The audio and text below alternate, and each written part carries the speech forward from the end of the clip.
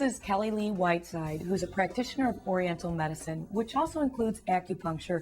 Kelly Lee, can you tell us a little bit about acupuncture in particular? Acupuncture is an ancient form of medicine from Asia about 5,000 years ago, and it's all about the natural flow of blood and energy through our body and how it needs to circulate nice and smoothly through our body that allows us to function, anywhere from being able to sneeze, to breathe, to digest, to even have babies. What are some of the misconceptions that people have from acupuncture in particular? I think people are afraid because they're needles that they might hurt, and it does not. They're not the same needles that you would use in a standard doctor's office.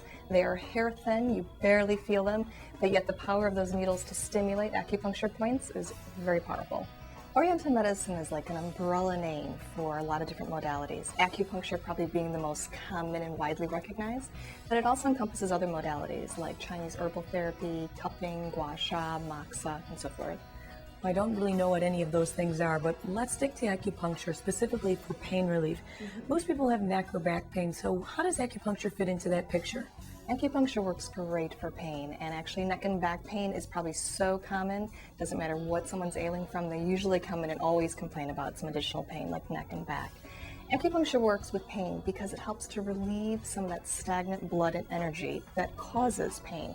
Similar to when you bump your knee and you get a bruise on your knee. The whole time you see the bruise, you can see that physical stagnation of blood and energy. And so the whole time you can see that, the bruise is quite tender, really painful. And when it starts to dissipate or go away, the pain is gone. So the same concept anywhere in the body, whether there was an accident or a trauma, that's stagnant energy and blood. And acupuncture works with our needles and sometimes herbal therapy in order to move that stagnant energy and thereby relieving pain. Now, we talked about needles. That's definitely something I know with acupuncture. So how many needles? How big are the needles? I'm afraid of the needles. Tell me about the needles. Sometimes we get patients that come in that are quite nervous about needles. I used to be afraid of needles as a child, but it is nothing. Needles are not the same as used in a traditional doctor's office. Acupuncture needles are as thin as a piece of your hair. Very flexible, very, very thin. Most patients don't even feel the needles. The needles are used to really just move stagnant energy, or they're used to help nourish, tonify, or strengthen certain areas of the body. How does acupuncture fit into the whole picture of medicine when you're working with traditional doctors? Acupuncture is a great complement. A lot of times patients come in, they might have, sore back, sore neck, but that's not the only thing or complaint they have going on. As adults, we're pretty complex, and we usually have a myriad of other internal medicine-related problems. Acupuncture works to address the pain, and people are really surprised. At the same time, I'll relieve their heartburn, I'll improve their digestion, improve their sleep, even relieve menstrual cramps. So tell me a little bit how you deal with pain and pain relief in your practice. Well, I think it depends on how severe it is. I mean, I think sometimes people come in with their own tolerances of pain. You always have to be aware of, do people have different tolerances, and also what does pain mean to somebody. First of all, as a doctor, I have to say, well, what does pain mean to me? Is there something dangerous going on? So if there's something on my part that raises a red flag that there's something serious on, I don't mean pain's not serious by itself, but is there a disease or a nerve injury or something that warrants immediate attention? So do we need to admit someone to the hospital?